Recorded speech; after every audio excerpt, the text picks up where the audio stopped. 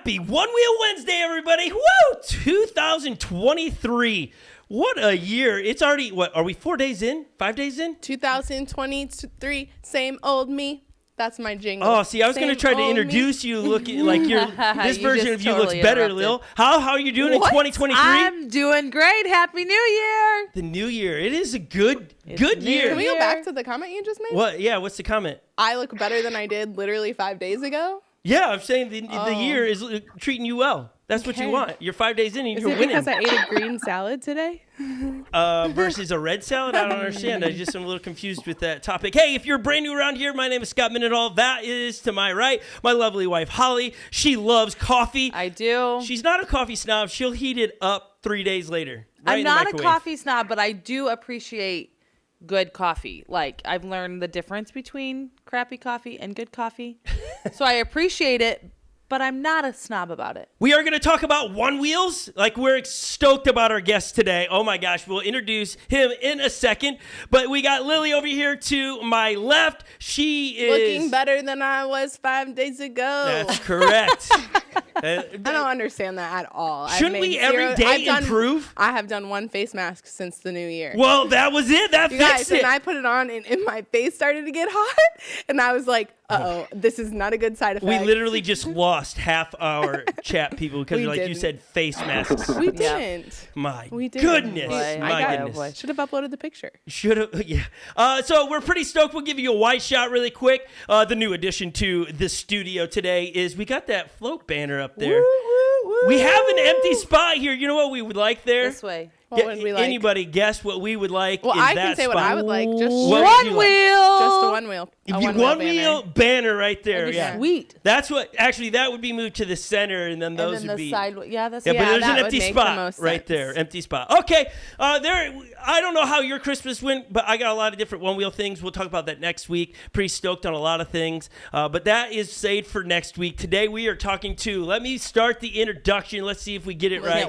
I can't wait for this. And the special guest, just be prepared. It will be just you can keep start sitting recording back. now. Yeah. Somebody just said they got a puppy. Congratulations. Yay, Tell us the puppy's Eli, name. that's great. Okay, this is the one and only. His real name is Adam LAZOR, but people call him Laser. That's because he is impressive. He does not shoot lasers from his eyes, but his personality is bright and powerful like a laser. Laser has rode his bike from coast to coast of the United States of America like nobody else's could or imagine. The dude is fast on a bike and fast with his feet. He rides the one wheel first man to ever ride a GT in the wild and post it on YouTube. He is a fabulous creator, very creative, wears bandanas around his neck to keep him because he's chilly in California. But he is fabulous, famous, and up for the nomination. Probably will get the award for the most interesting man of 2022 and 2023. We give you Adam LAZOR, folks. Wow. How you doing, Adam? Welcome. Oh my gosh. I'm doing great. That was the best introduction I've ever received in my life. We just want to make you feel good. You guys always made me cry. That was amazing. Let's do it again. Let's do it again. Just tell me what we were missing to make you cry. We'll add it in. But hey, it's a pleasure to have you with us. You are. It's a pleasure to be here, y'all. We when you reached out and said, "Hey, I'd love to be on the podcast," I was like, "What? Sure!" Like we'd love to have you on the podcast. I was speechless, actually. So would you like to be a permanent guest? Yeah, permanent. Yeah. He did. He actually ran upstairs and was like, "LAZOR wants to be on the podcast with us." I did. I was like, cute. I was a bit awesome. childish. Aw, Very childish. bros. So if you don't know and you're watching this podcast throughout the week or somebody shares this with you, LAZOR, will you give us a brief who you are? Because people might not know who LAZOR is. First name Adam, last name LAZOR. Who are you? I'm just a man, out here trying to live life to the fullest and share compassion and love at every angle that I can. But really, I work at Future Motion, One Wheel. I am hold a lot of jobs, but my main title is content manager. So I do a lot of the YouTube videos, coming up with the ideas for them, help film them. I used to edit a lot more, but now we have a powerhouse of an editor, Ryland, and Kevin, they work a lot. So yeah, just whether it's testing some things for products or just creating content and going out to events, kind of do it all here. Like any small organization, everyone wears multiple hats, right? Like Very much, yeah. The three you see on camera today, we work for an organization as well, and we wear many hats. We don't have one role. We edit, we dream up with ideas, but then there's not somebody you just go, hey, here's the idea, go do. Then we have to go do. Then we have to polish that thing we just did and then upload it or whatever it is. So we get it. And you have created some great content over the years. Thank you. It has been so fun to watch. If I just go backwards, like you guys did the year in review video. And you posted it on your YouTube channel. We ripped it from your YouTube channel here. Here is, if you can hit it, the video of the year in review. You guys did a lot of cool stuff this last year. From testing, one of the ones that stood out to my mind was where you guys went uphill with the GT, testing how steep of an incline. That was hilarious. If people haven't seen that, totally missing that. You guys started the GT launch out in the middle of a desert, like where a helicopter dropped it off. That was awesome. We just did a brief rewind of the year, and that was my favorite event, aside for Race for the Rail, just because we called it Drop Zone. We invited just a bunch of random people that loved one wheels or maybe had just been exposed to one wheel and found a spot in BLM land, which is, public land you could just go out and camp on. And one of my friends and the friends of the program, Ryan Robinson, he's a professional slackliner. He knew a dude who had a helicopter. And The guy was just like, yeah, I want to come and ride the new GT. Flew his helicopter into the desert. Like, we didn't have to pay him or anything. He just did it because he was stoked to ride the board. What? And That's it just awesome. it was this beautiful, organic, kind of event that just people showed up in their vans and their trucks, tent camped. And it was something that we wanted to celebrate launching the new product. There's Zach right there. Zach Gruber came out, Carb Creative. Yeah, he's from up here, Minnesota, Wisconsin area. Is that a Carb Creative sweatshirt? Yeah, it is. Yeah, there you go. That's right. Shout out Carb Creative. Yes. But yeah, that was a great event. But lots of cool things. We did a little demo tour this year. We did a lot more ORL regional races. One wheel racing really kind of really jumped up, not just the events that were going on, but the level of racing. Race for the Rail was the most insane Race for the Rail we've ever held. Oh man, that was sick. Yeah.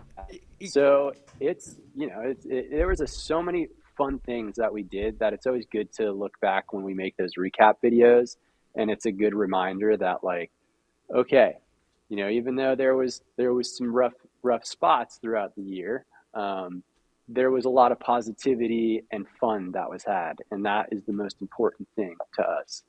Yeah, when I look back at the year in review, I have two things. One is a regret that Ted asked if I could come out and be in the middle of the desert for the GT deal.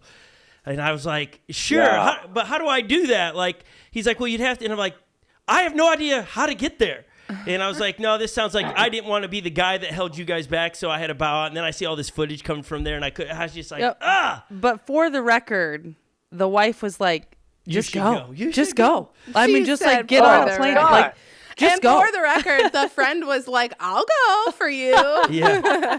But I have kidding, on the record, since we're on the record, I was like, no, you guys are doing a project. Yes. And it's like, I don't need to be the guy, where's Scott? Yeah. And let's go find him. One, never being into a desert and having nothing to camp with and stuff. I was like, nah, I'll get in on something else. So I regret that I didn't show up. But then the second question I have is, how in the world, and I've asked the team already, what are we going to do this year to get in the highlight of One Wheel 2023 style? That's what our goal is to make it into your highlight next year. So if you got any ideas. I will say this, that I wasn't around when Ryland and Jack were putting together the highlight video.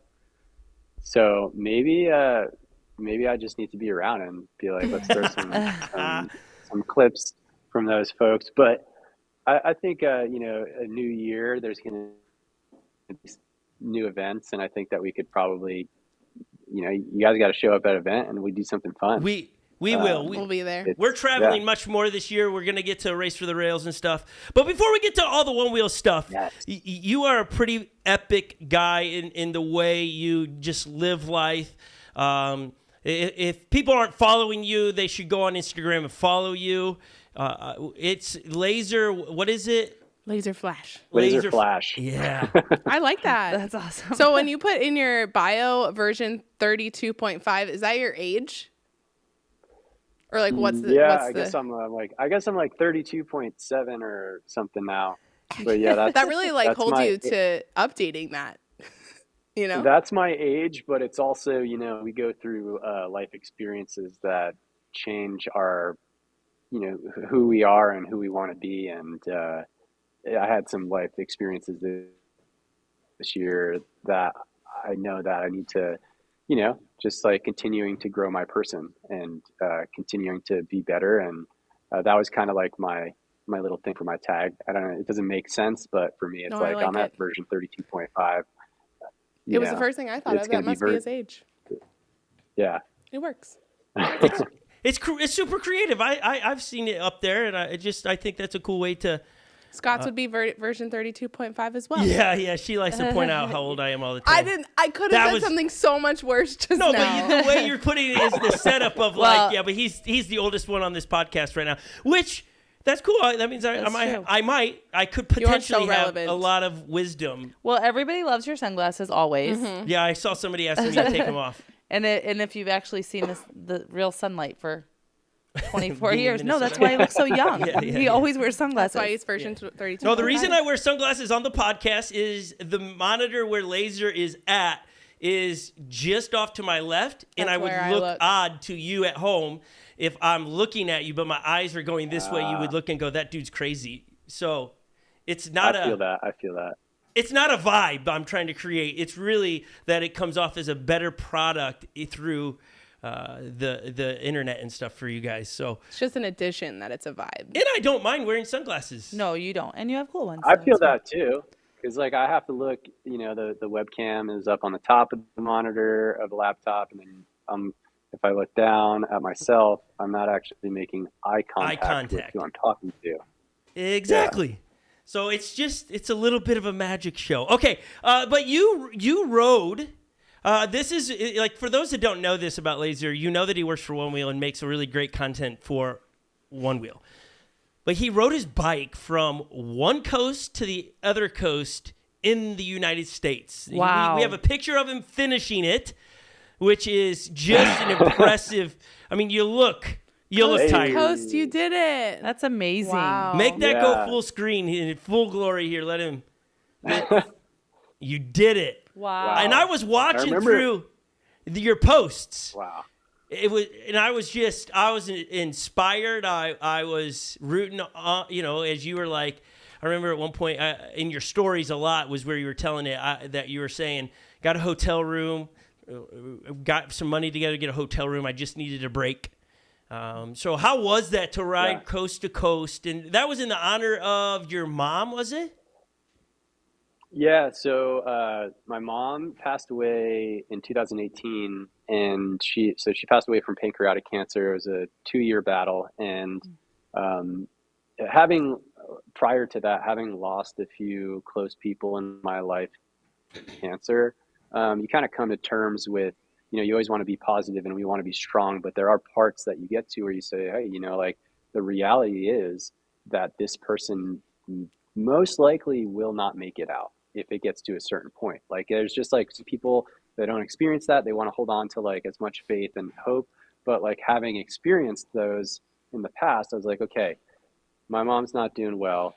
If it goes really south, it's always been a dream to ride my bike across the country. I rode in 2016 in honor of my best friend who passed away from brain cancer. I rode from Canada to Mexico down the Pacific Coast Highway. And how many miles was that? If my mom passed, that was 1,800. Okay. that was my first big bike tour ever, and it was just so powerful to, you know, have the intention behind it. But for this one, I said to myself, like a few months before she passed, I was like, if she doesn't have this, like, I have to do this ride for her. I'm going to make that happen. So that was the intention behind it. You know, the whole time I was just, I use it to process the loss, the life, celebrate, and then also how to deal with all of that, like within myself. You know, I think that therapy is really great, and that's something that I've done. But for me, there's nothing like going out on my own and challenging my mental and physical being to Yeah. the most like far limit I could ever imagine. And that cross country trip was that. I mean, I think it was a total of 2,800 miles, and I rode that in 3 weeks. Like, That's so cool. it was Amazing. 2,800 miles in 21 days of riding. I took some weekends off. So it was technically, I was gone for 27 days, but all of the days I rode my bike was 21 days of riding. So I averaged about 130 or 40 miles a day. That last week going into San Diego, I think every ride was about 120 miles or more. Final day was 190 miles from Gosh. Yuma to San Diego, and that was the coolest day of bike riding I've ever had in my life. Just like, you know, the celebration, this is going to finish. I remember the night before, and I called my partner at the time, and I go, hey, I know I said I was going to split this up into 2 days. So I was going to do like 90 and 90, and I'll meet you on Saturday in San Diego. I said, I'm going to do this entire thing tomorrow. I'm finishing it. Like, that's it. So I woke up at 3 a.m., started riding my bike at 3:45, and I got to Mission Beach in San Diego, which was the last time that I spent time with my mom. She was in San Diego. I flew out there to meet her. That was the last time I really spent time with her, and I rode my bike to the exact area, dipped the tire in the water, and called it a journey. It's awesome. And it was, What a man, story. it's super impressive. Again, to watch from afar that you're doing that is super inspiring. And I love endurance stuff. Like, we don't talk about much on this podcast because it's geared towards one wheels, but I love running far distances, riding my bike, swimming. I laid in bed last night. I couldn't sleep, and I was just replaying an Ironman that I did. And I was like, why did they make me swim 1.5 miles up river before I could turn around? I was just baffled. I was like, why would that? Where was that? Where did that happen? Louisville Ironman. You jumped in the water and you just started swimming upstream for 1.5 miles, and then you turned around, and it was like, what is wrong with people? Oh, I replay these things too. It's just, what cap was his? What color of suit was he wearing? Where's his bike at? I replay all these as well. Yeah, I mean, in Ironman, the worst is the swim, because I mean that's where you really feel like life and death is like For me, kind too. of in the balance. The side of you that loves that kind of stuff. It's a pleasure to follow along on your Instagram stories, because you're inspiring me to the days, especially when you were riding across the United States. I think That's at the time I incredible. was training for some, and I was like, well, no, if he's riding today, I'm running today, or whatever I needed to do. So thank you for being an inspiration. I know not just to me, but to heaps of other people.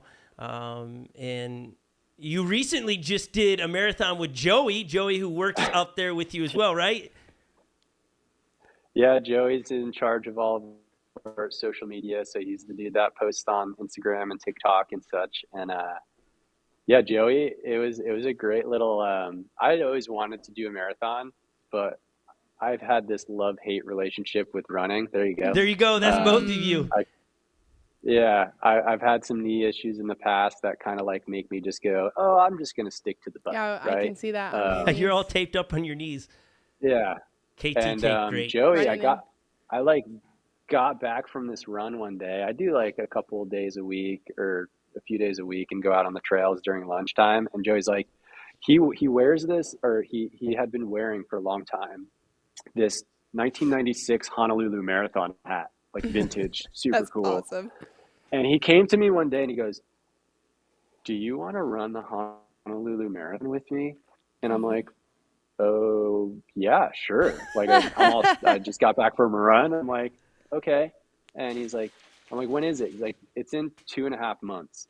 And I was like, "Oh, don't you usually like people train like half a year for their first marathon or whatever?" He was like, "Yeah." I was like, "All right, we'll do it. We'll figure it out. Like we'll do the training plan." But what I loved about Joey is that he had this like thing that he came to this realization for himself.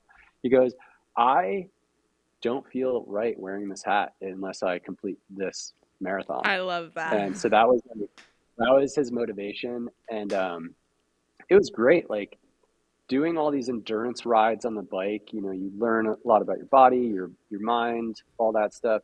Running is running is totally different. Running is, you can't coast. You can't just sit there and coast on Right. running. You have to continue. One You want to leg go in front forward, of the you other. have to go forward. Mm-hmm. Exactly.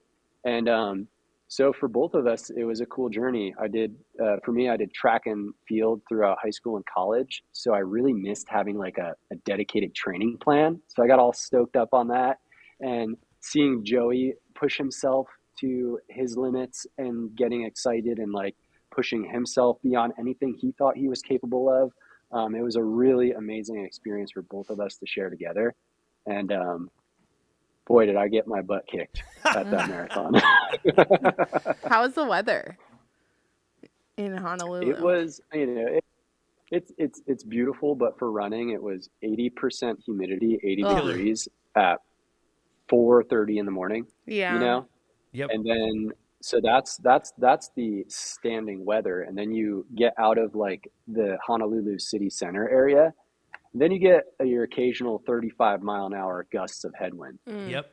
And it was so windy for most of the race. I'd say until you got to mile 20, you do this like turnaround, and you start heading back towards like Waikiki area. It was a headwind the whole time. So that was really brutal. And everything that I had trained for and planned for as far as pacing went out the window, and it was just, I need to finish this thing. Yeah. Yeah. Yeah. Wow. Yeah, That's I so think cool. 26.2 miles in running is it's a good indicator of how one would handle life.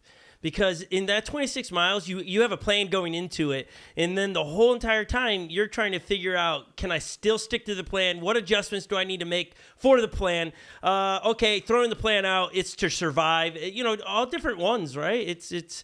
I think I've run 20-some marathons, and they are all different. Whoa. Some I've been really fit for, and others not. And this last one I ran 2 weeks before you, I think it was. Mine was not as a cool venue. Yeah. Not near. I was down It's in not Hawaii. Memphis. Can you run that one though? Yeah, Memphis. I raised money for St. Jude, so went down there. The coolest part of the St. Jude Marathon is running through the hospital area there, and all the patients that are able to come out, come out, and you would've run been right crying. by Wow. them. Some of them got their IV buddy with them, and you're reminded for a second why you're doing what you're doing, and if you have any pain throughout the day, it's like, hold on, 5 hours from now, 6 hours the worst, I'm done. These people in 6 hours are still left with what they are. So it was pretty cool.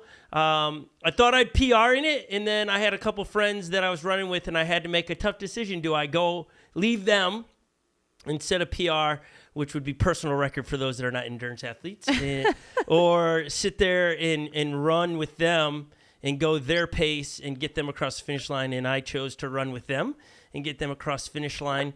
And it was pretty, I felt great. Like my heart rate average was 130.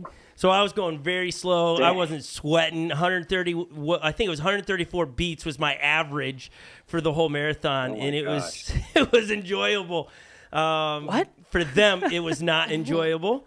But I'll get after it again. I'll try to PR this year. Do you got your medal with you? Did you bring it in today? Yeah, I brought it in just for y'all. Oh, Nice. that's awesome. So it's really cool.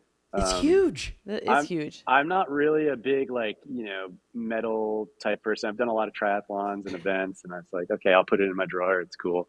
But this is like this is definitely special just because one, as I mentioned, like doing this journey with your friend it immediately makes the memory, right? Yeah, yeah. And then I actually in college I spent a semester out at University of Hawaii on Hilo on the Big Island, and I hadn't been back to Hawaii since. It's been over like 10 years, and that was like a huge shift in who I was as a person. Like I just like kind of found myself out there, and so that Hawaii's always had a special place in my heart. So I'm like, this medal's pretty cool. Yeah. I like the medal. I hang it up in my bathroom, so every day, like I've been looking at it just to remind, like it's every day you can continually push yourself and Yep. do better, and this is proof, Yeah, I think, like you said, I think with running or walking, however you get through a marathon, there's just no hiding in it. Cycling, No. I love cycling, but there's points where you get a coast. If you're going downhill, you get get a the coast. coast. Yeah, you get a tailwind. You make yourself a little bit bigger, and you get a little bit of help, and that's wonderful. But running, there's zero places to hide, and it's just a reminder in life when you're thrown those, what in the world just hit me? That could be finances, relationship, health, you name it. You got to put one foot in front of the other, keep going.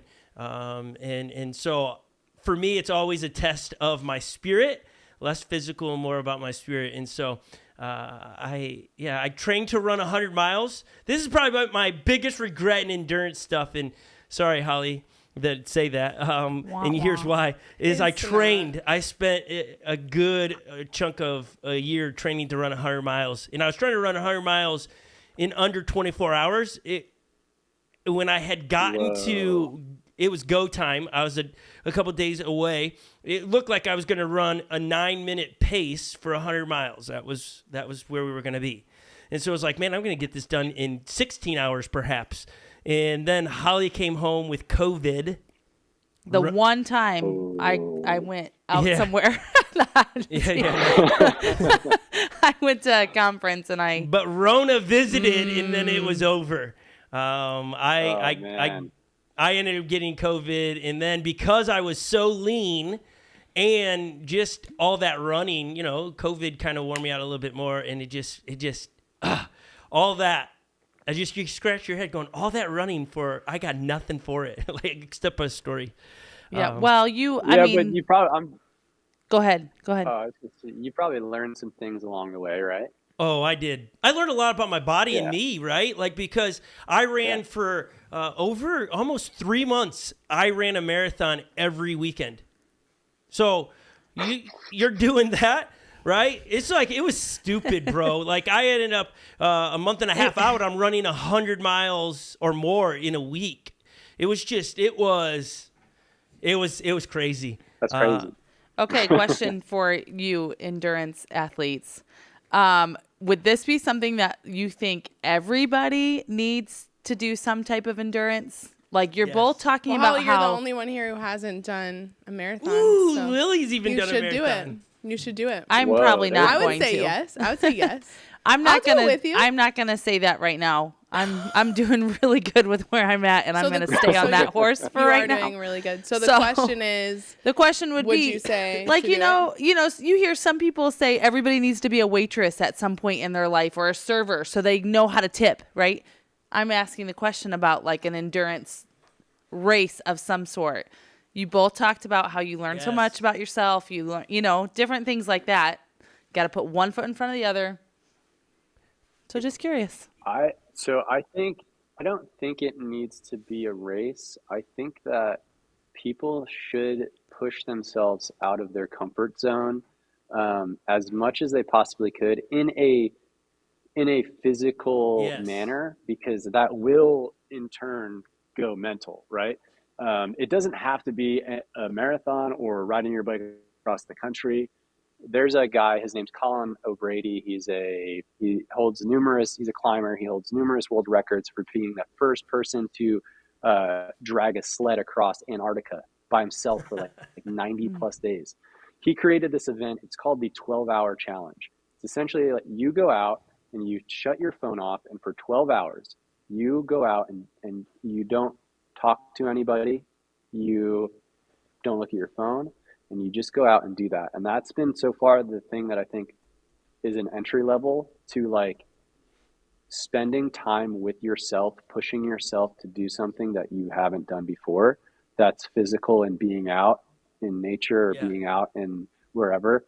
So I don't think that everybody needs to do like a Ironman or a marathon or a bike across the country, but you will, like, when you get to that point, like, I guarantee you bike across the state, you're going to find some things out about yourself that you didn't know beforehand. It just takes a while. It's like the endurance thing. It's spending so much time in your head, pushing yourself, especially the marathon. It's like, oh my gosh, there was times mile 16, I'm going, you're walking. Okay. That's okay. That's okay. You can walk, but you're still going to finish, brother. Start running a little bit. And I'm like, wow, this is really hard. This is way harder than anything else physically. So I think it's just, to each, everybody has their own motivations, but I do think I think having like that physical aspect to it is really important, because in order to achieve whatever you want, you do have to go into the mental aspect and like focus in on that. Yeah, I think one of the biggest components of at least what you and I are talking about is it does put us outside. Like, I did not run any of my runs or anything on a treadmill, right? It just, if it's negative 20 degrees here in Minnesota, I'm out running in it. It puts me outside, and I think there is that connection to being outside, getting out from underneath your roof. It allows you to have a different perspective on whatever you're walking through. And I told you on in our text thread or on Instagram, I told you we'd spend a great deal of time talking about this stuff because you and I are into it. And I think it is fascinating. It's both. I think it's great for everybody to get what you said, LAZOR. Figure out how to get started in it. If it's shutting your phone off for 12 hours and just going outside, and you're going to learn a lot. You're going to have some good conversations about yourself, because what I've learned about myself is I can't tell myself excuses, because I know you just made that up. Mm-hmm. That's not real. You quit. You gave up on that. It wasn't all their fault. I have to own my piece of the puzzle in the relationship, or a pie. I have to own myself as part of my problem in it.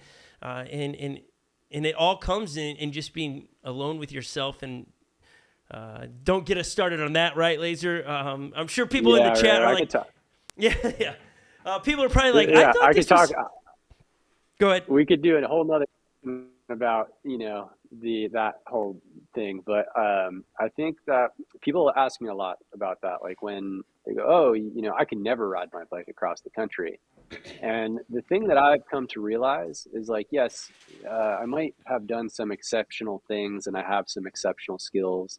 But everybody can do it. You just, it really just comes down to, do you want to do it? Right. Because if you don't want to do it, you're not going to, right? And if you don't want to, like, even if you're doing something you technically don't want to do, you're kind of lying to yourself, because you don't have to be doing that. Like, like, given a few things, right, in life. But I think it's like, if you don't want to do it, you're not going to ever achieve it. Like I've had so many people say, I'm so inspired by your trip, I'm going to do something like that, but I could never, because I can't get the time off from work, or I got X, Y, and Z excuse. And I go, well, that means that you just don't want to do it. Yeah. If we're going to boil this down to the nitty gritty, you don't actually want to do it. You're just making up excuses to tell yourself that you can't do it for some reason, even though you want to. Yeah. I always put this equation together. It's belief to action to results. Do you believe, or do you want to, right? Do you believe you can, whatever it is, will give you the action. It'll inspire you to work out or eat right, which will give you the results, crossing a finish line or riding coast to coast or whatever it is.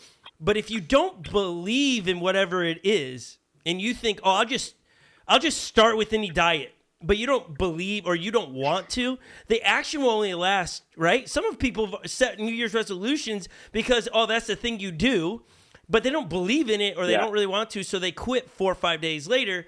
It really, ask yourself, do I believe I need to be healthier? I need to lose weight. If I believe that, then my actions will follow my beliefs. It isn't our actions feed our belief. That doesn't work. It's faking. I always say that's faking the funk. You're faking it. Yeah.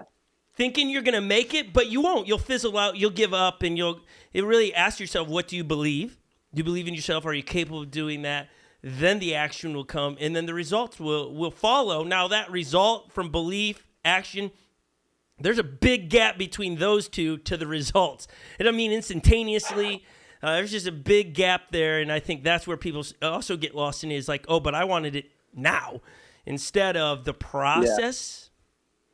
Right? There's a process. Is what that's where we learn. And then, it's like getting to the beach in San Diego it taught me that I could do that, right? But like what really taught me anything is the entire journey. The countless days of being by myself for 80 miles at a time in the middle of New Mexico or Texas, and being like, oh gosh, like I'm completely self-sufficient right now. Or I've thought about this, like I will probably end up writing a book at some point in the future about my adventures, but I've literally been inches from death, like riding on an interstate highway and being inches away from a semi truck going 80 miles an hour, multiple times, almost hitting me. And like, you start to think about like, why am I doing this? What am I doing this for? Should I continue going? Is it worth it? Right. And then it's like, how do you keep those doubts away? And tying this all back into a theme to kind of like bring Onewheel into this, right? Yeah. Yeah, because I'm sure people are going, wait, I thought this is a Onewheel podcast, and we... Well, some people, our friend Kip, he bought a Onewheel so he doesn't have to run or ride a bike. So he wants to talk about Onewheel. Well, I think like you could kind of relate this to like people that,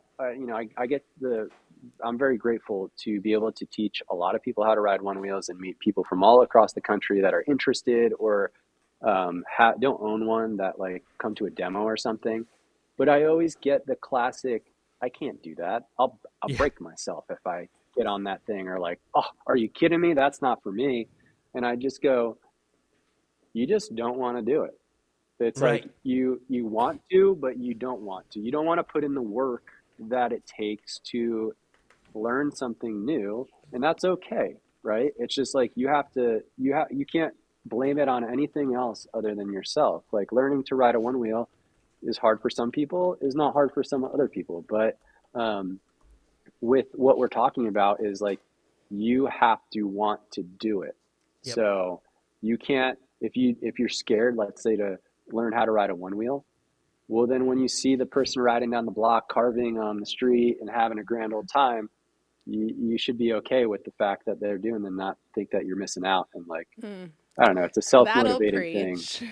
Yeah. Okay, this doesn't have to be all about me today, guys. All right, I'll get on a Onewheel. No. All right. No, but that gets me a little fired up, because you're right. You shouldn't be discontent in what you're seeing and then go and complain about not getting to do that thing. We were just having a conversation about that today.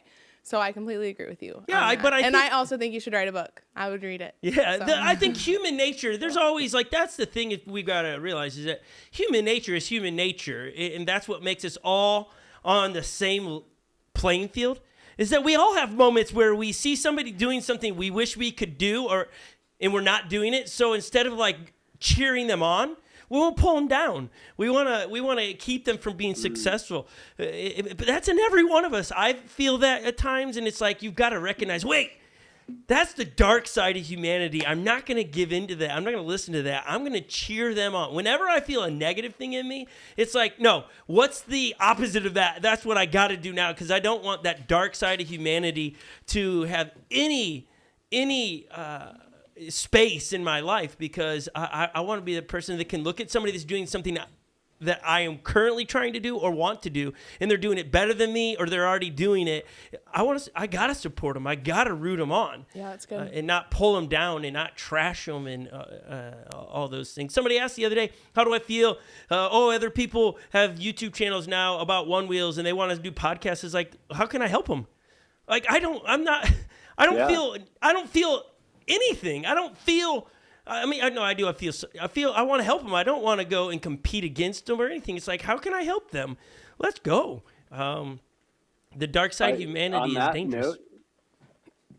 On that note, Scott, I want to thank you for being such a positive influence and motivational friend, like during the journey of training up to the marathon. I know you kind of had more contact with Joey a little bit, but like that was amazing. And that's something we both appreciate so much. Like even just your message on race day, was that really means a lot to us. So like, yeah, it with anything in life, it's like, even if you are competing with somebody, you should always be encouraging them to do their best, because if you're in competition, if they're doing their best and you're competing against them, technically you should be doing your best. And the whole, like, I don't know, I kind of see that in the online space. It could get pretty negative. And I always just think, like,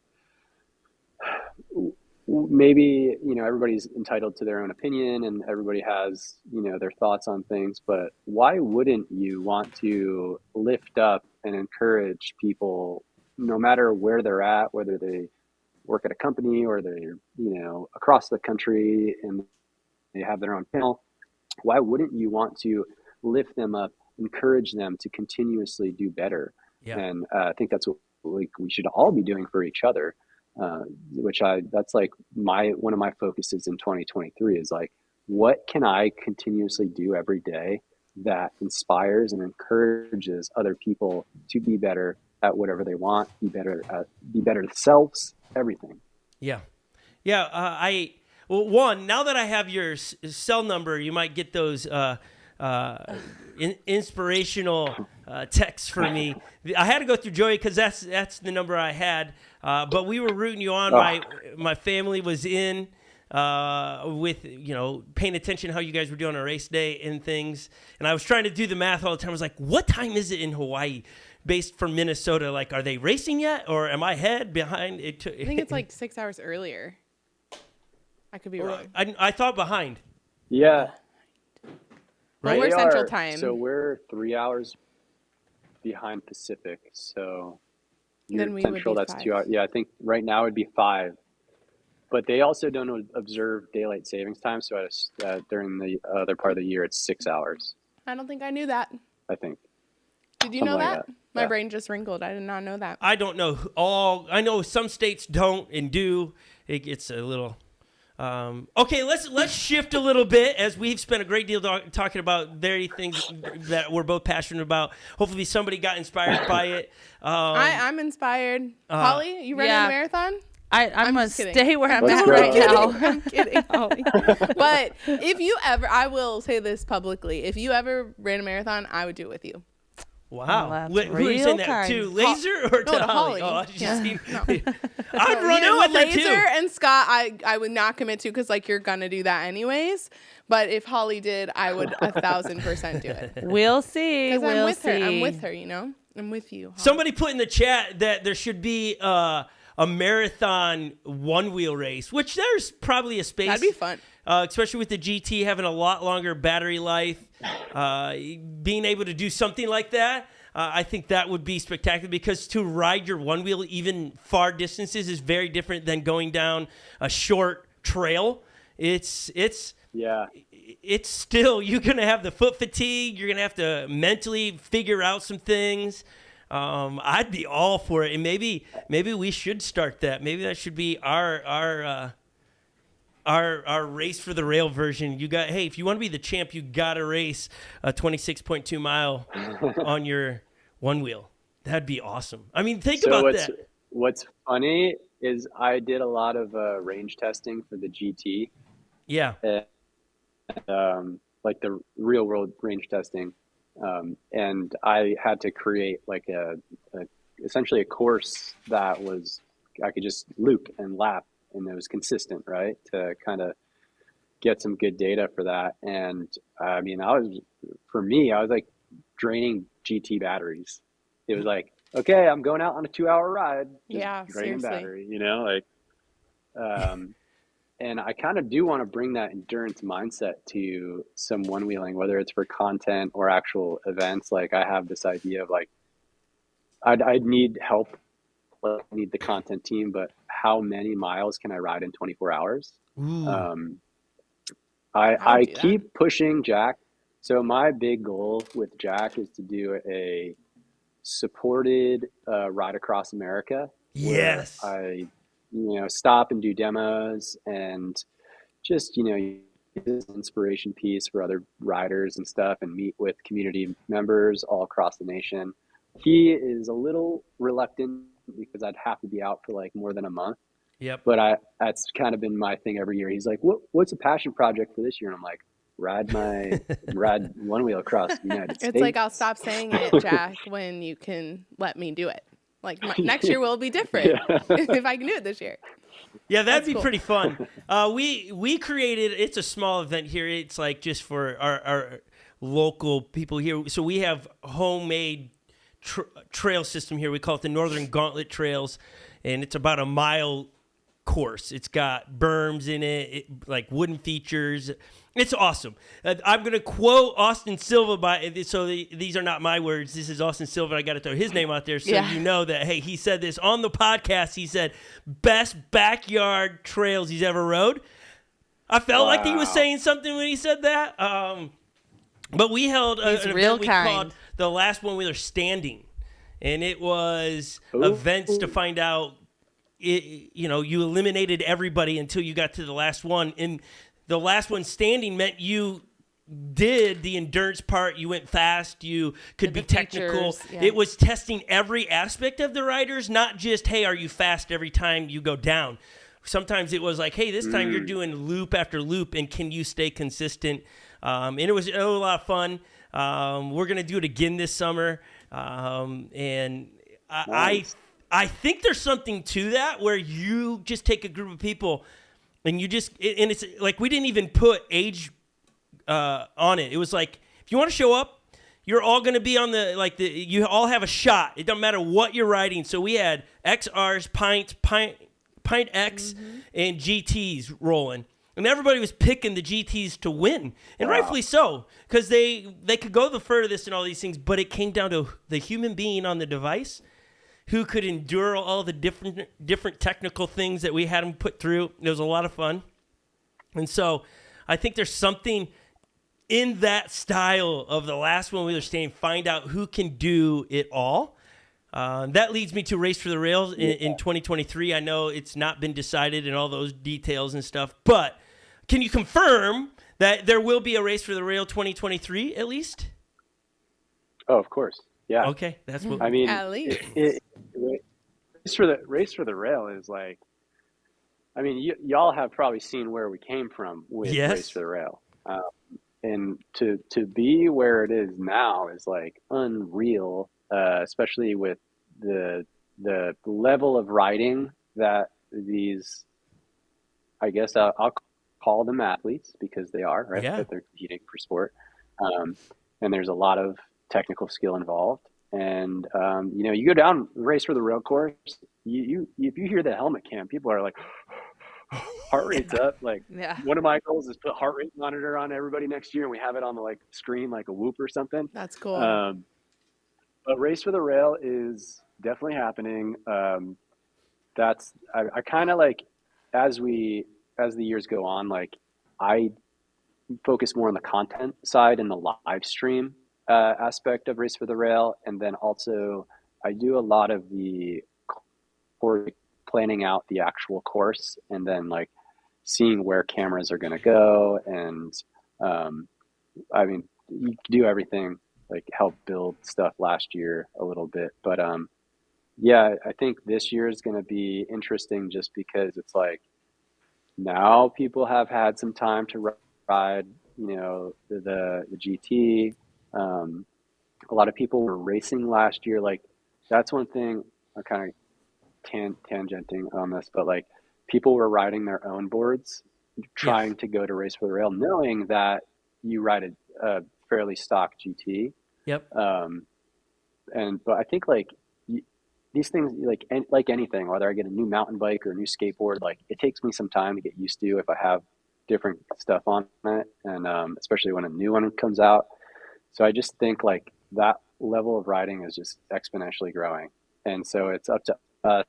And we're trying to work a lot closer with the athletes to develop a course that is not just fast and exciting, but also shows off the well-rounded one-wheel rider. And I think we did a pretty good job of that last year. We had a lot of the athletes kind of give some feedback on features that, like the kicker ramps and all that stuff was like Austin and a couple other people. But yeah, I assume it'll be around the same time as last year, like the late summer-esque time. And, that makes sense to get through all the other races that will happen. You guys posted recently, if you're interested in hosting an event for Race for the Rail, fill out this thing. And so obviously you guys are collecting data or areas to decide if they're part of Race for the Rails 2023 style. We're stoked. We've watched from day one. And so we've seen the progression. Yeah. We've seen, from how you covered it the first time to how it was covered last year. I think, talk about, you can just measure growth. You guys are killing the experience for the fans at home. It is a lot of fun. I think you can't cover. You don't have enough gear to cover every aspect. But boy, if there's a way to follow, I remember watching Rachel Payne. She falls out, right? Falls out of the last race, but she comes back. But you didn't get to see that comeback. She did that, Like she didn't come back and win, but she's in there contending, right? It's like, whoa. I thought she was out. I mean, that's the balance. That's the balance of we're a small team here as far as the marketing team that puts on the race. It is literally 10 people that produce the event with help. We have to get help, but a core of maybe 10 people with a few here and there. Then you have the live stream team, which is their own production company. And they've done it since 2018. So they understand kind of the flow of how they're trying to dial in the best way to make one wheel racing work, while we're in their ears you should put a camera there, or maybe we have drones in this section. We're always thinking of ways, we've constantly talked about how about a live feed GoPro helmet cam, but then at the same time that's kind of heavy and annoying for the rider. They have to wear a battery pack with a transmitter. And so we definitely think of all these wild ideas on how we can best showcase this for the viewers at home, but also we have to put on a show for the people that show up in person. Yeah. So Race for the Rail used to be kind of like an experience. You could go, when we did North Star Lake Tahoe one year, it was a whole, it was a whole thing. You could go there with your family for a couple $100. You do all these events, and they're multi-day things. And we realized we just can't do that. It's the bandwidth takes too much. We need to focus on the race, right? This is what we're here for. And I think you got to get laser. Not I'm using your name. We got to get laser focused, right? Or if you're just taking a broad shot at it, nothing will be good because everybody's spread too thin. But if you get focused on one thing, it gets better, and you can see that. This past year, it was focused on the race. It was cool to see the kickers, and it was cool to see the ramp going over the truck. It was really done really well. It was very fun to watch. Our family, we sat around the couch, and we were screaming our heads off like we were watching the Super Bowl because we had our picks of who we wanted to win. And I was going to say this year it may become, we want to be there, but it'll be you get Super Bowl food to watch the Super Bowl. We got to go get the right snacks for Race for the Rails. What would Race for the Rails snacks be? What are Race for the Rails snacks? I don't know. One-wheel cookies. One-wheel cookies. We might have to have some one-wheel cookies. We might have to, I don't know. Man, we've done it all here with all our groms around here that love one wheels. Like we've done one wheel cakes for birthdays. We've done Rice Krispies treats in the shape of one wheel. I mean, our groms are all one wheels. And so we've done it all for different treats and snacks with them for their birthdays or whatever it is. This past Christmas, again, they all needed lifts on their pints. And so they all, after Christmas Day, I became a one-wheel shop. Yep. Where I am the kitchen table gets all spread out with tools. Yeah, I'm wheels. I'm putting on accessories Nice. like rim savers from Float Life. I know that's not a one wheel brand, but we were putting rim savers on since we race in trails and stuff, protect those rims. And so I'm, that was 9 one wheels that I had to put those on. I was wore out. I ain't gonna lie. That's a lot. That's a lot. Dude, so I feel you on that, man. At that pop-up in 2019 in LA, one of my jobs was to be the accessory dude. So that was like the one of the few times we actually sold boards on site at an event. Yeah, I remember that. Every time somebody bought a board and wanted accessories put on, I had to be that person. So I even had some people, they would bring their XRs and they'd be like, I just got new rail guards. Can you put them on? What? And they'd have like this like carbon tape on their rail. And I'm like, I literally cannot get this off your board. I might just have to rail guard over it. And by the end of the event, I kid you not, all of my fingers were bleeding. I had like cuts and scrapes and I was using the little hex tool and stuff, trying to get the screws out. I was like, I mean, I got it down. Like, I am now a master swapper of accessories, but it took some blood, sweat, and motivation. Yeah. That's funny. Yeah, I remember being there and asking Ted, hey, somebody had just said, hey, can you put this on a rail guard? And I was like, Ted, did you bring a blow dryer or anything to get the old rail guard off? He's like, no. And I was like, oh man, I know what you're about to have to go through. So yeah, that if no one's done those things, they have no idea what we're talking about. But there's just your hands take a little bit of. They get destroyed. Yeah, it's part of being a one wheeler. The nice thing is the GT. I've noticed the GT rail guards come off a lot easier. They might, depending on like how. Like temperature, there's so many factors, right? It might leave like a little adhesive left, but I've been able to just like pull them off. No and I'm not going to, LAZOR, I'm not going to say this because I have you on here. I've said this in many other videos. Out of all rail guards or sidekicks, whatever any other company wants to call them, one wheel stick the best, right? Like all the other ones we've had, the kids had before. They fall off. They go down a hill with it, and then all of a sudden they start peeling off. Yeah. It's never happened with one wheels. So I would rather the struggle be on if I want to change the look, than the struggle of, oh crap, it just fell down that hill and now it's starting to peel off. So I want to make sure seriously, like we're a good test case around here. We have. We have eight groms that are not taking care of their one wheels, and then you have Lily and I who abuse the mess out of them. We test a lot of things, and a lot of times we don't put that information out to people because like we understand that sometimes it's like, hey, we know how strong these are. We don't want to give people permission to throw their one wheel down or any of those things.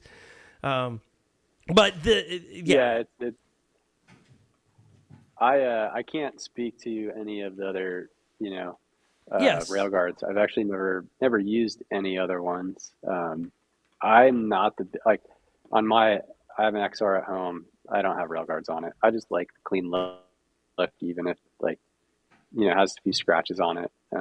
But that's cool here that, Yeah, like rail guards. I'm a bit like, I'm with you. Like somebody asked me the other day about my one wheels always looking, for what we do, they look pretty good all the time. I was like, one, we film a ton with our one wheels. So it's like, we do want them to look nice. And so we're often changing them so they continue to look nice on camera, because people will always go, it doesn't look like you ride your one wheel very much. But before we film, we're literally cleaning our one wheels before we film. I don't know why we do that. But So they look good. For the No, most part, no. Take care of your stuff. yes. That's what, people like. I will say this. I get made fun of. I go on a group ride for a mountain bike group ride every week, and I paid $6,000 for my mountain bike. I'm going to take care of that thing Yes. like it's my baby. So what do? After I go for a crazy ride, there's dirt, there's grime. I clean it. I Yes. clean it thoroughly. So because why? It works better when I clean it. When the drivetrain is more efficient, it looks nice and it extends the life of the product. Yes. I think I fall into this too with my XR. It's like I go out, I ride, I put it in the stand, and I do that every single day. And for some reason, I'll clean my bike, but I don't clean my one wheel. And I kind of have this thing where it's like a reminder on my phone. It's like every few months, like just like wipe it down, like look at the bearing, like make sure like all the dust and nitty gritty and stuff.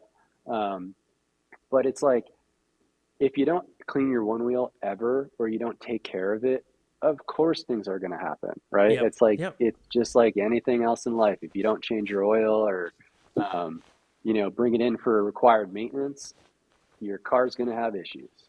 Yeah. This is the quote we throw around here all the time: faithful with a few things, then you'll find increase. Faithful with what you got, meaning take care of it like you just said, and there will be an upgrade at some point. I don't know what that looks like or any of those, and I'm not doing it to get it's just like, no, we're going to take care of what we got. And so we've done that with all of our one wheels, and they've worked great, and we get a chance to test out a lot of products around here, and we love one wheels. We got about, I don't know, what are we saying, ladies? About 2.5 feet of snow out the side at the moment. So much Amazing. snow. So the one wheeling We has have kind of lots come of down a snow. little bit, like because of lack of groomed trails at the moment. So we were Googling the other day in Minnesota, how far away do we need to travel to find no snow Yeah, to go ride? Oh, probably somewhere in Iowa. It was 5 hours. We have to travel 5 hours at the to moment get to have no snow, but that's okay. Day trip. Yeah, road trip. We got. So we're gonna be at Dirt Surfers in May, and so we have gone down there and already rode the trails once. We're gonna go down again. Legend is our oldest. He's 14, so he can kind of make a run at Race to the Rails side of things if he wants to. And yeah. so we're trying to help him race this year. We're gonna be at a lot of those races, and we told him house rule is you go amateur, you gotta podium a couple times, first through third, before you can go up to a pro status. You got to earn it. You can't just go pro. You got to earn it. And so he It's knows about that journey. Yeah. it is about the journey. Yeah, That's where he'll sick. learn. He's going to learn a lot in those races. Oh yeah, So- and there's so many. Yeah, I was just thinking, there's so many like good people to be learning from in the community. That's going to be a phenomenal experience for him. It is. We've gotten it's just been a cool opportunity. We went to Windman race. That was the last race of the season here up in this direction. It was in Wisconsin, and it was awesome. One, it was beautiful. It was fall colors, and it's a totally different terrain than anywhere else. And it's cold. Like we were just talking about. There's a style of riding that you ride in cold that you don't ride in the warm. And it was interesting to watch some people that flew in from California to race this race, and all of a sudden they're showing up thinking that they get a ride just like you would ride in California or in North Carolina or wherever. And then all of a sudden it's cold. Like, how do you ride a one wheel in the cold? Like, I'm a little more stiff. And it's like you treat it like a real snowboard. Actually, you wear snowboarding clothes and you got to get really warm. But I think there's something to be said in that. It's like, hey, if you can win in the cold, in the warm, in the dry, in the humid, you're starting to, the Silvas again. They showed up and they podiumed. They took it. It was awesome to watch. And as we got to rub shoulders with people there, we met Nick and Rachel Payne, Dirt Surfers team, and they've really helped us. Austin and Mercedes have helped Legend figure out how to ride better, and it's been really, the community's just awesome at the end of the day. Oh, it's great. I love all those people. Like, I remember after Race for the Rail, just hanging out with Nick and Rachel. They're in their little RV, and it's just like such cool opportunity to get to know people. Like having Austin and Mercedes have come by here. They did actually a bunch of testing for us like early on after we released the GT, and it was just so cool to have them like show up or travel, and they're like, "Yeah, we're here one day, we're here at the next," and I'm like, I love this like this lifestyle that one wheelers got going on. I think I Yeah. just saw this dude. I don't know his last name, but on Instagram, his name's Shane 5000, Okay. and this dude just sold his. It's either his like electrical or plumbing business. He sold that so he can travel around to all wheel events, and That's he's like, awesome. it's just like I love that mentality, and that's where the sport is at right now, and that's how passionate people are about riding these things and just building their own community, and it's great. Yeah, and that like as we speak of the community, and I'm gonna just bounce off this topic a little bit, but I think with the CPSC, I don't think they realized that they just woke up a sleeping giant. That's good. Like that's really it's Sure. right. The community rose up, said, "Up! Oh, hold on, no. You're not taking this. Let us ride." That whole thing is jaw dropping to me because it's like what? Like I go buy things that are more dangerous and all these different things. It's just wild. But I think that Yeah. I'm not behind those closed doors with that government agency, the CPSC. But I don't know if they realized what they have woken up in the community. Yeah, I would say I don't think they realized that either. It was so cool to see that, like, I mean, not just the one wheel community, but people that just know that overall the message they put out was not right. And like, who are you to kind of tell me what I can and cannot do and what's dangerous? Like everything you step out of bed, life's dangerous. And I just like I went and did a volunteer day digging some trails the other weekend, and this guy, he's a Purple Heart recipient from the Wow. United States Marine, U.S. Army, and he came up to me. He's like, "Laser, my whole family, we signed that petition. We sent it in. I shared it on my social media." He's like, "This is not what I fought for," and I shook me. Wow. I was like, "Whoa!" I was like, Yeah. "Dude, like." I had you even like knew about it. He's like, I've never ridden a one wheel in my life, but I know that this is not what the U.S. like. This is not what I fought for. This is not what we stand for as a country and freedom and all this stuff. And yeah, it was Yeah. just so encouraging, and like I just loved being able to see the letters and like, oh my gosh, it was like reading some of these letters brings a tear to your eye, seeing how much it's impacted people's lives. I mean, y'all, like me, like all of us together, and Yeah. it was a cool moment to see this entire community come together around one thing. And with that, it's like it's an ongoing thing. I don't have a play in the closed door stuff. I am just like if something needs to be done to help our case, I do it more on the content side. Yep.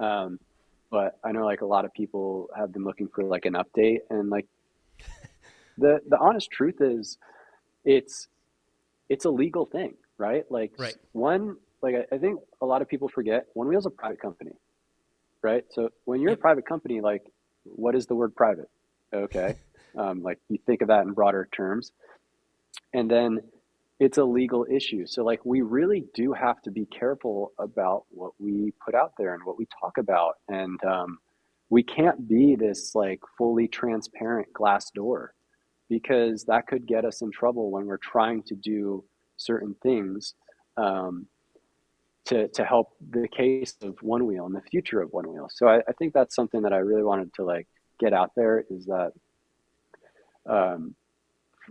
as taking myself out of the organization, I don't really know any companies out there that are private that have done internal podcasts that they put out on their own social channels talking about the legal battles they're in and Yeah.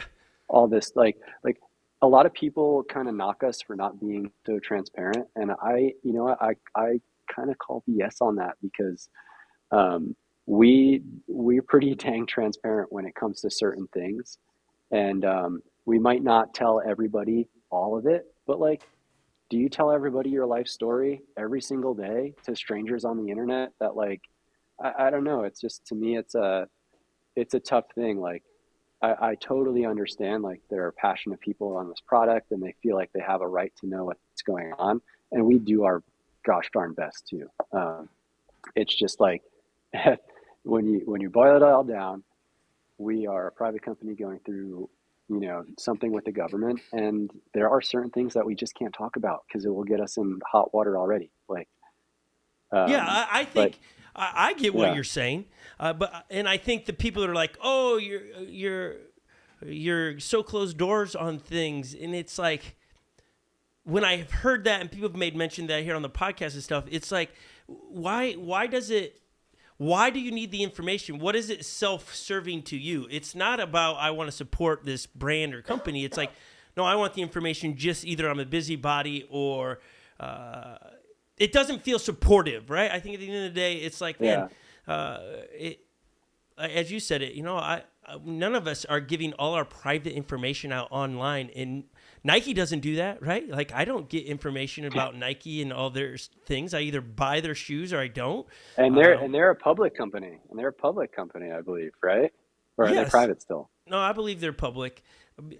Yeah. So like, they have to release that stuff, and there's still stuff that I'm sure that they don't. So it's just, Yeah, but you still don't know all the legal battles they have, who's suing them and who's not, and all this crazy stuff. You just don't know all that stuff. Yeah. It's like,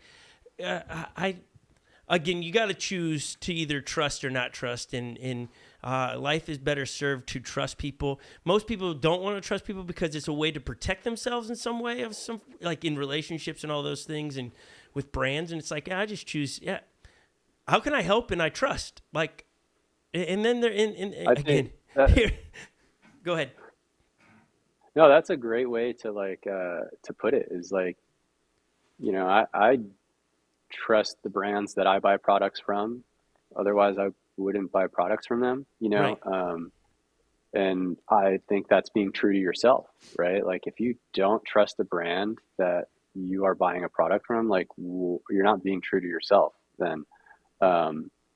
And yeah, it's like, we do the best that we can. Like, you see it, like, in our content, we're not this, like, we're not any of these businesses that, like, we're not like Apple, we're not like Google, we're not like these, like, whatever. Like, we're a bunch of people that love riding one wheels and are trying to spread the Stoke, and our business is getting people to buy one wheels. That's like the bottom line. Right. So ultimately, like, yes, that's the bottom line. But I was just talking to Jack about it. He's like, I might not be like an Instagram one wheeler or like, be riding all the time and sharing it. But he's like, I ride a one wheel every week outside of work. I go do my like grocery runs on the weekend on my wheel. But then, like, it's funny when you see people be like, they probably don't even ride. It's like, you know what I always tell people? I'm like, guess what? I don't own a car. I either ride my one wheel or my bike.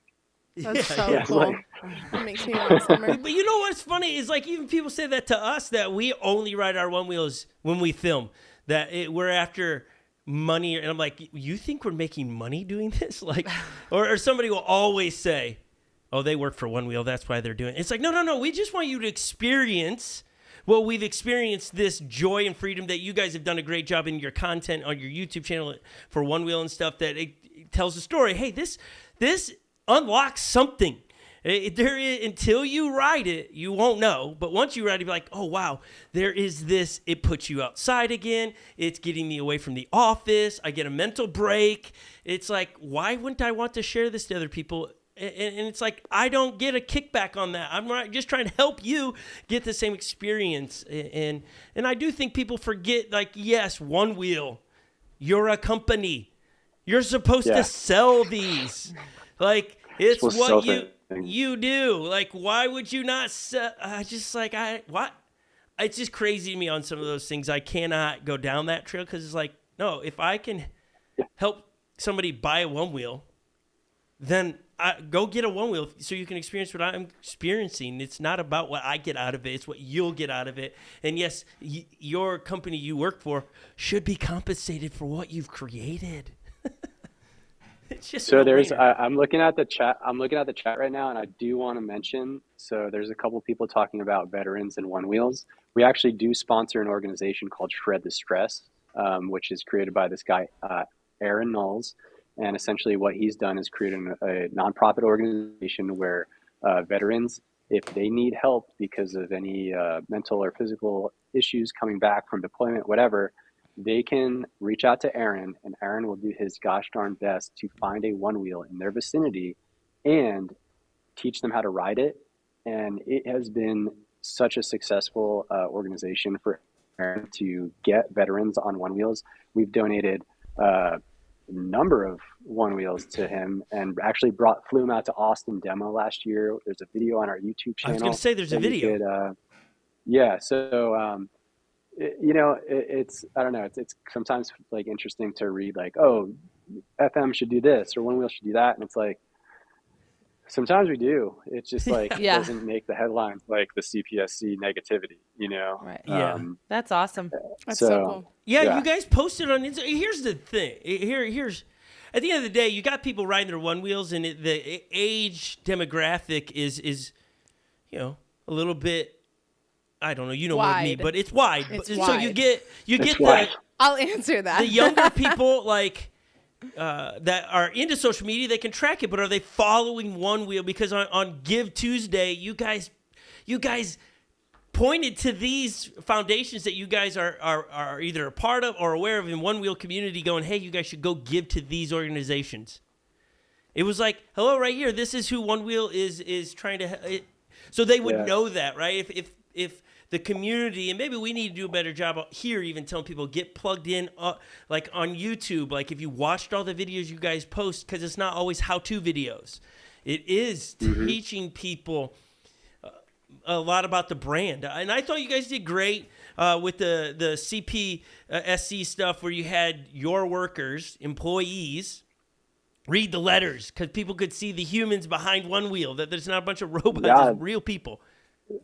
A lot of those folks were customer service on top of marketing team. Customer service, as we all know, is one of the most difficult jobs in an organization because you have to deal with frustrated people. And I thought that was super impactful to put these folks who don't ever get to be in front of the camera get to read some really heartfelt, like even like hearing, like having them read it to camera, they'd be like, whoa, can I retake? Like I'm getting choked up right now. And so it was not just powerful for us. It was something we wanted to share and show, like, y'all, we're reading these letters and we're sending these to the CPSC. And I was like so stoked when Joey and Jack told me that Javier Starks and his buddy Don delivered them to the CPSC. Like that was such a cool moment. I'm getting goosebumps just thinking about that. Like, we didn't deliver those. The mileage leader, the guy who has ridden the most logged one wheel miles on planet Earth, delivered those. Future Motion didn't do that. He did that. The Onewheel Community did that. So I think that's like, it's not like we do it to, it's like, they're just like trying to use us or something. It's like, no, we really care.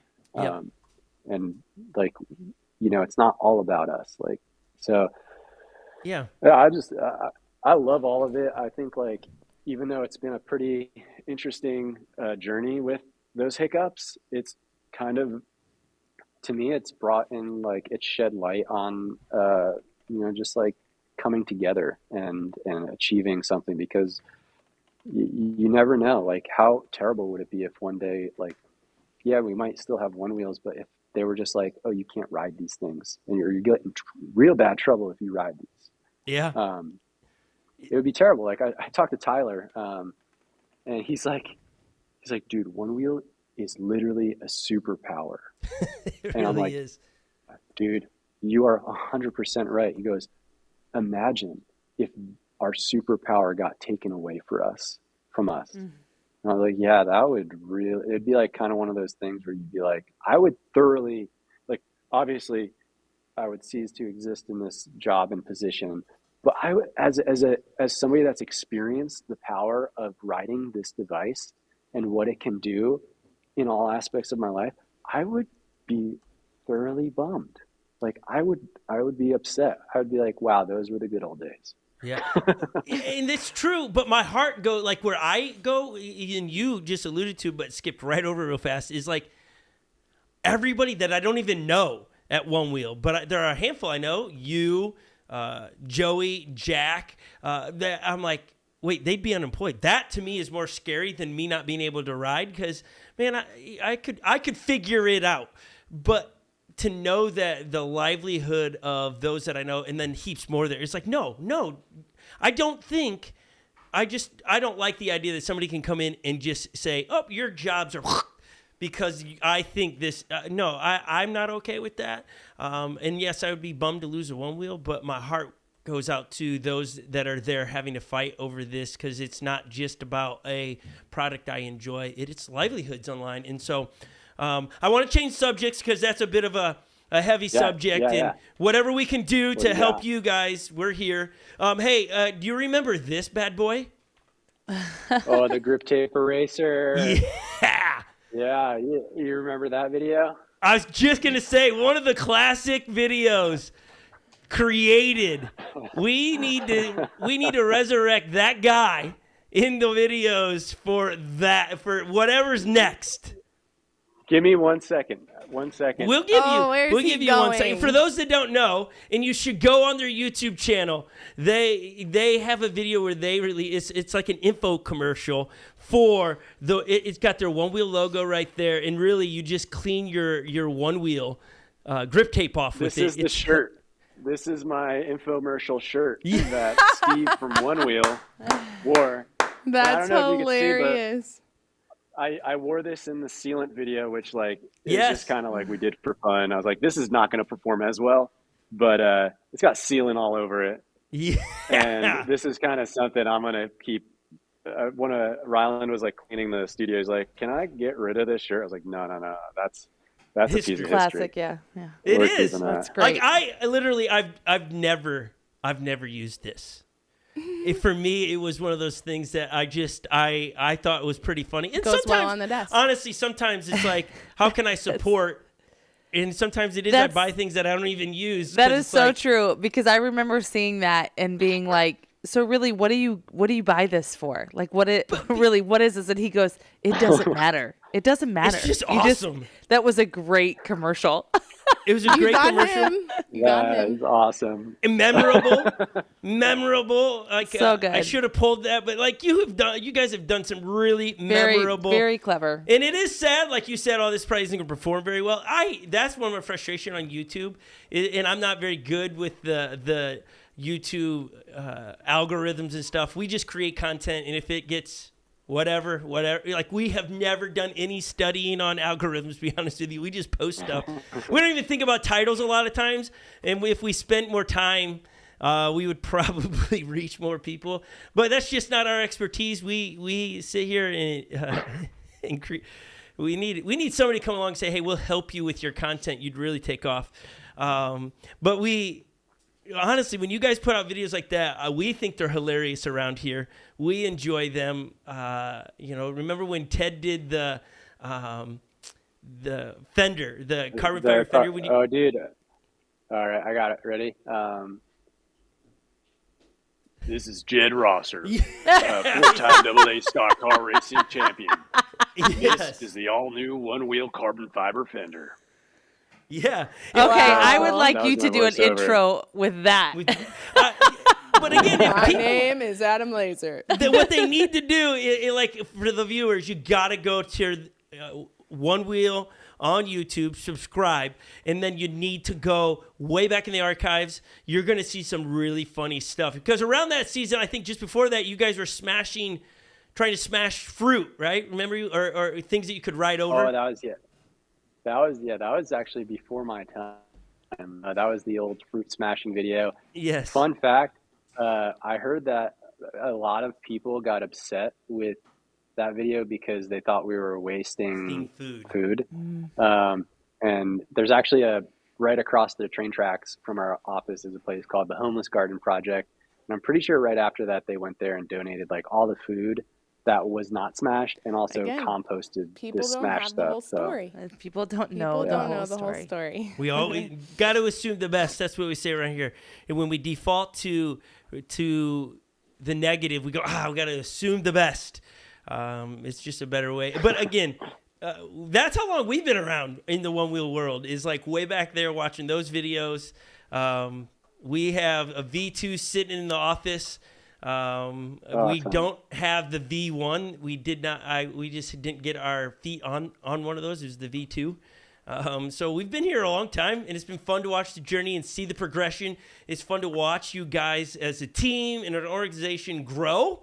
And I think we talk about it here all the time. The higher you climb up a ladder, the more people can look up your shorts or dress, and they're going to point out what they can see. Wow. And as you guys are I growing. don't think I've ever heard anyone say that. No? I've never heard that one. No, I think I would remember that. Oh, great. There you go. I say it all the time. I've heard him say it. That, though?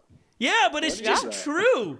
The higher you go, the more people are going to point out what I can see. That's true. If they would have just grown with you, they'd not be exposed to it. It would just be like, oh, let's go. And so it's been fun to watch you guys as a team, an organization.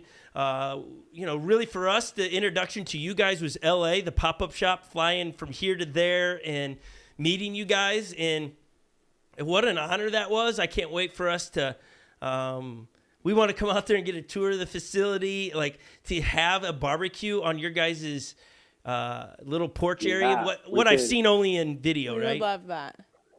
If y'all came out here, we'd pull out all the stops. We'd smoke some meats on the That's patio, what I'm saying. Look at the ocean. We'd ride wheels in the parking lot. You could ride the cooler wheel, the Yeti wheel. Yes. Heck, you could even do an install video while you're here. We do it all. We'll bring you on the most amazing coastal trails that you could ride on. Wow. Go ride in the redwoods. So if that's not enough to get y'all out here, That's on our bucket list. When I've seen you guys go ride in there, remember when you guys did the dirt? The dirt dock was so good. So That was good. so good. So good. Okay, so we'll message you about dates. Yeah. and we will come. Yeah, we want to come will out. come. Yes. We'll create content with you guys for sure. Hey, I could talk with you all day. We've kept you longer than an hour, but you're so easy to talk with. I love it. I really appreciate you bringing me on because I don't know. There's something so cool about developing these relationships, even though like we've met once in person and then it's just all been through social media and YouTube and all that stuff. And like, I don't know. I feel like if I showed up at your front door and I'll have y'all, dinner ready. I'd be like, oh, it's like, I've known you for so long already. Aw. Yep, I agree with that. Well, that invite is open. Come on out. If you want to come out to Minnesota, Ride your bike to Minnesota. and Thank you. I come on out here, man. We would love to have you. It was the same. Like we literally had the Silvas on, similar to you. That's how we met them, was through our podcast, and we made the invite to them. Hey, come on out, and they called up a couple weeks later. Hey, we're gonna come, and we're like, cool. And they're like, but we'll stay in our car. And I was like, that's cool. You can stay inside too if you want. And that was their way of going, we're gonna find out if your guys are normal. If you were really crazy, Yeah, you're gonna stay in our car. We know what they were. We know. At least they had that option. They had an option. But they showed up with their dogs, and they came out on the property, rode the trails. We had a bonfire going almost every night. We ate, we filmed, and then we call them our friends now. And so, Lazor, you are welcome to come out. Would love to have you. You and Joey just take a bro trip Thank out you. here. Or come run the Twin Cities Marathon. It's Oh, amazing. We don't have So to wait you- that long. We don't have to wait that long, but it's in October. This is really fun. I gotta say this. This is so funny. Me and Joey traveling together. So last year's not too far away, but early on in November, I told Jack, I was like, dude, I think the coolest thing we could do next year is if we went and shot a wedding on Onewheels and did their wedding video for them, edited it, took photos on Onewheels. Yeah. 1 month later, this one-wheel couple in Florida, like I didn't publish this anywhere. They sent us a wedding invite just randomly to our office. They said, One Wheel Marketing. And I was just like, oh my gosh, like it happened. Like we willed this into existence. So next week, Joey and I are flying out to Florida to attend this couple's wedding who we've never met. I only talked to the dude one time, and we're going to go to their wedding and we're going to bring wheels. And they said that they're going to ride wheels off the altar. So, or like whatever their setup is. Yeah. And I was just like, this is the stuff that like, again, is like humanizes us. Like, they're not like one wheel. Their life isn't one wheel. They're like, this is our favorite hobby to do together. And we go on casual rides throughout the week. Yeah. And they invited us to their wedding. So I was like, I love that you guys are going to that. That's if they're amazing. going to invite us, like, I'm going to go. I want to go and I'm going to support you because this is great. Awesome. Where in That's Florida amazing. is it?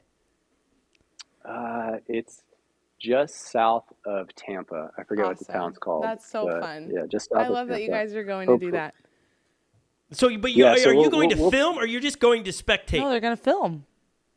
Well, we were going to originally, I was like, I will literally do your wedding videography and take photos. And the guy's like, we already got somebody to do that. But like, if you guys want to make content, feel free to. And I was like, I'll be as respectful as I can, but I most definitely am going to make a piece of content out of your wedding because this is the coolest thing we've done in a while. That's so cool. That was nice of you to offer that. Yeah. Now, you know that like I can officiate weddings. So like I'm the guy that marries the people. So dude, we got to have like a little one-wheel wedding business. I think A one-wheel wedding business. I think I love to make cakes. I mean, shoot, I have weddings lined up already that I'm doing. I mean, I could make some arrangements with some couples going, hey, what do you think about photographers and myself coming in on one wheels and you ride out on one wheel? Like, we could make this epic size. We could get somewhere, my friend. That would be awesome. It'd be a whole new world of one wheeling. It really would, yeah. Then that's some of those things that people don't realize. That, like when I say that to people, like, why can Scott do that? Most people don't know what I do for a living, and so, but that's one of the perks of the job. Get to marry people. We did a wedding in our backyard last year. Somebody wanted to use it, and then I married them. It was awesome. Nice. It was a cool. Great.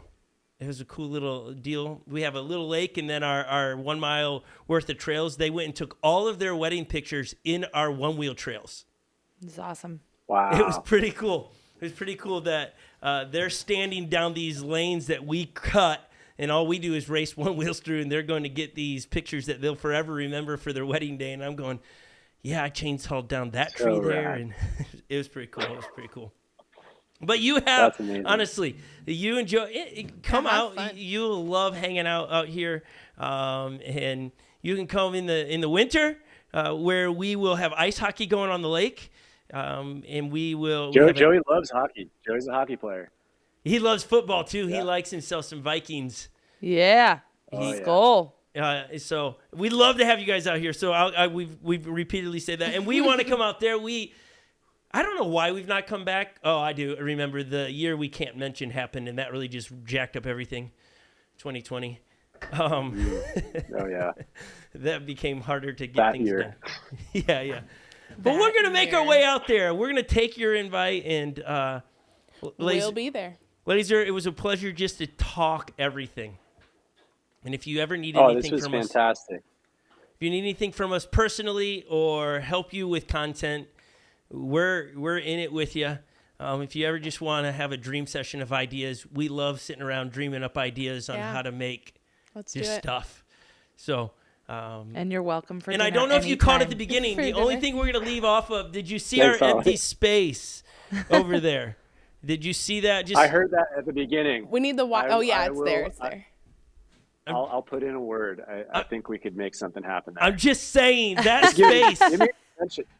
You got to give me some dimensions, and then I can really make it happen. Literally any dimensions. Bro. Well, not any, because then that could be really small. Fit nicely Well, I'll It's give you gotta fit dimensions. nicely in your Yeah. We'll me get it to you. dimensions. You can just send anything you have that's already created. They don't even cost you anything. That's true. No, anyways, you don't need to He send might have a anything. he might have a selection to choose from. You don't need it. Just that was a joke. It was funny. Like I was like, wait, hold on.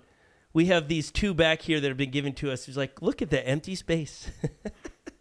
All right, Laser. We're giving you a Minnesota goodbye, which is you say goodbye like 6 times, and We're really good at it. we're really good at it. And I'm sure people are gonna wish I asked you so much more one wheel stuff. I We'll think have you I think it was great. I love getting to know a little bit of your personality, who you are, what makes you tick, and you delivered all of that today. It Yeah, was great. we didn't even talk about how you roast coffee, so I would Yeah, like to have we gotta you have you back. on. Yeah, I'm happy to come back on anytime. I love talking to people. I love talking to y'all. I love just spreading the good word of One Wheel and really like anything that we can talk about that inspires people. And people that are out there watching this, thank you for taking the time, listening, watching. Keep You got some subscribing. Watching Aw. watching everything.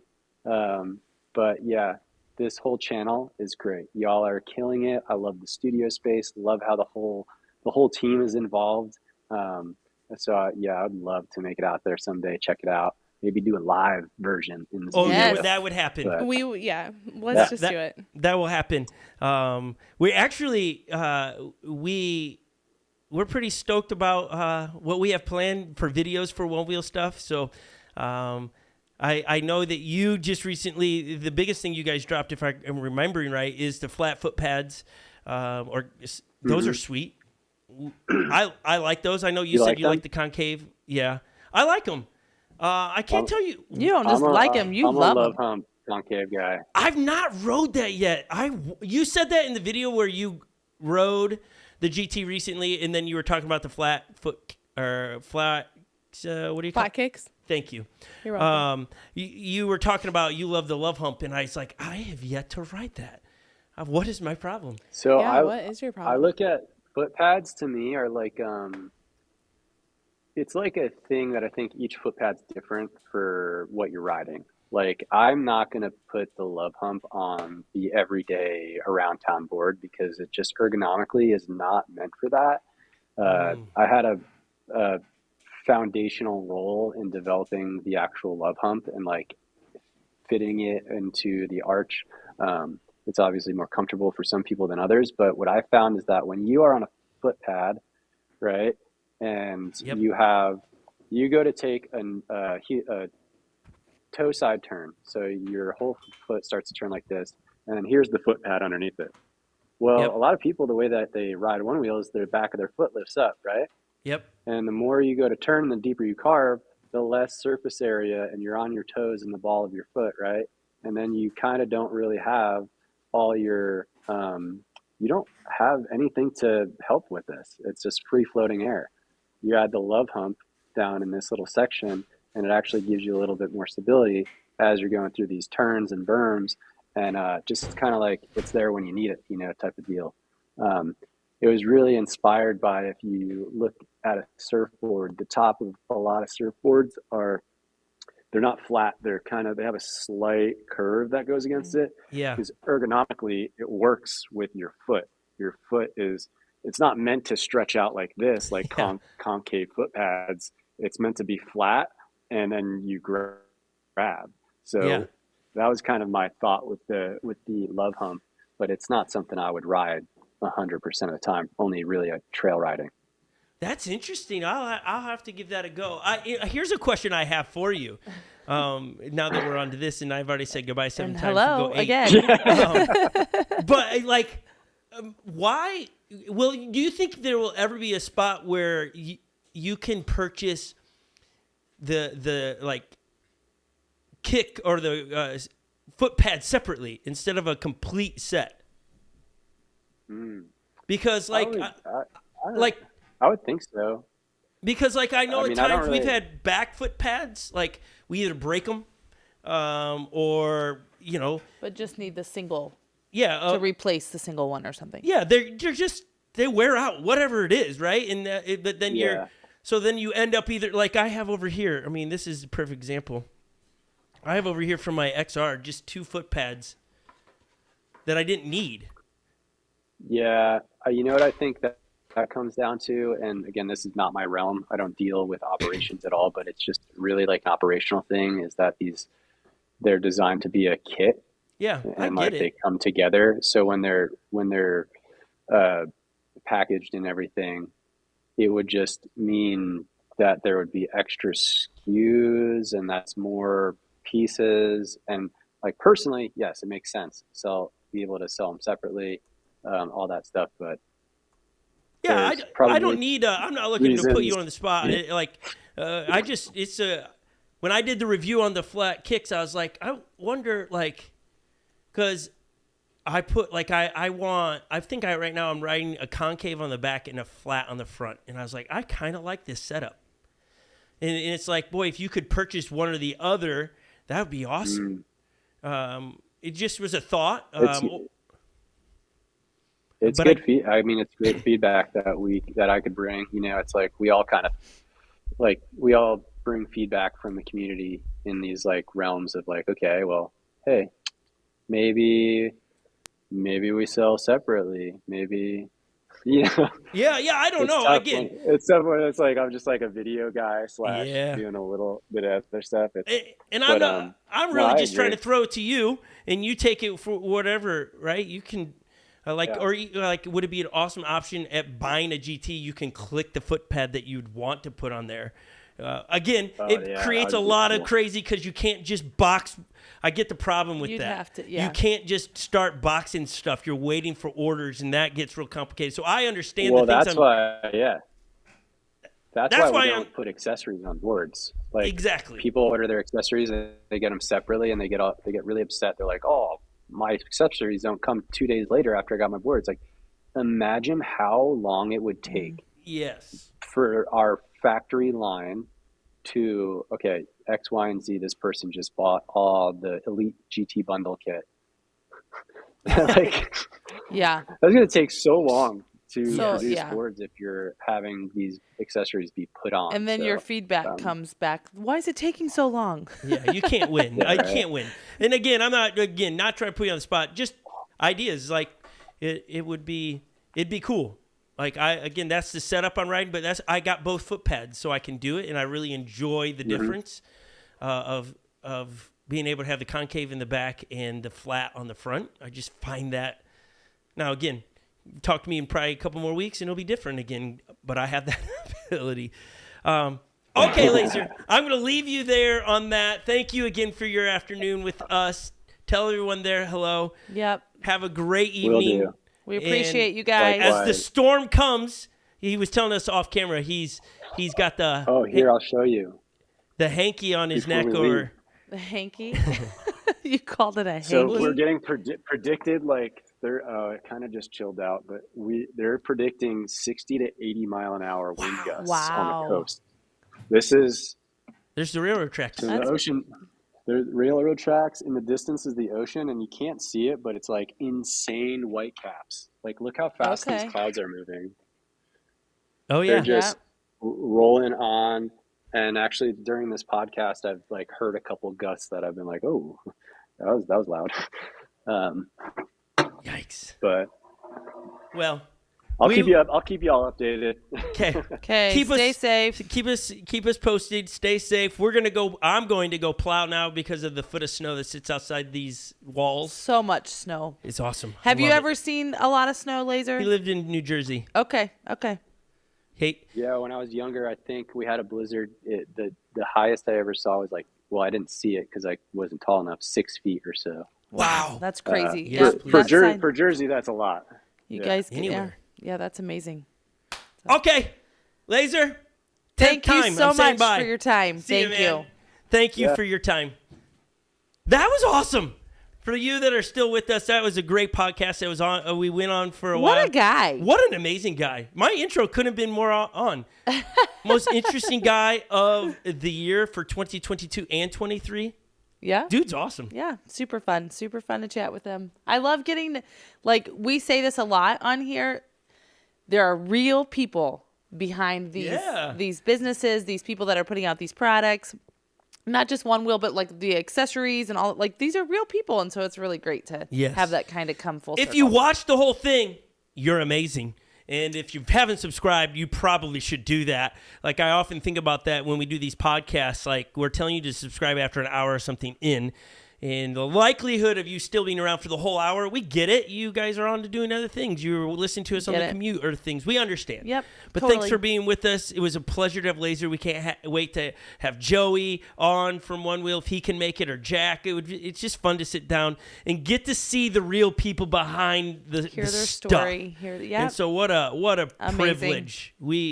We are stoked on it, and we do want to say, and we pushed or talked about these a couple of weeks ago. Carve Creative. Sorry, my goodness. Carve Creative. Yes, thank you, Holly. She's here to make sure I say it all right. This is their hoodie. It was their Christmas hoodie. This is by far the most comfortable hoodie I've ever owned. It is. Holy legit. crap! It's. They forgot to mention that in their post for it, like how. Like, I've almost worn it every day, but the problem is it's white, so you can't do that. I get dirty. But it's thick. It's like being snuggled all day. It's awesome. I know. I wish I would have gotten one for myself. I like this part where it has creative right here. Nope, it has carve. Carve. And it would have been awesome if they put creative over here on the other side. Yeah. Okay, nonetheless. Well done, guys. You can't get the hoodie anymore. Well, maybe you can. I don't think you can. I think we don't know what we're talking about at the moment. Nonetheless, have a great evening.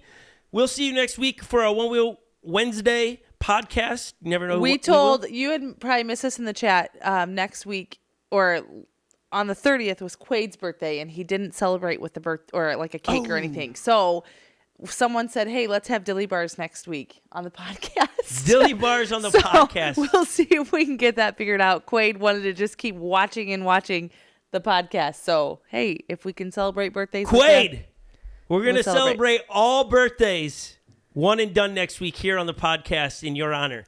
All birthdays for 2023 will be celebrated on our podcast next week. So really, we're going to celebrate you early instead of late, Quade. Right. Yes, that's how much we care about you, is we're going to get it done now. He wanted to see the snow. We didn't upload. You need to follow us on pictures. Instagram. You'll see the snow there. There's a good on Instagram, you'll see the snow, the piles. I mean, it's awesome. Obviously, like if you live in Buffalo or something, you'll see. It's like nothing. Yeah, but their snow goes away. It was raining yesterday. You're in right. Buffalo, You're right. Ours just piles on top. Yeah, that's the beauty of it. It's amazing. So, thanks, guys. Have a lovely evening. Bye. Adios.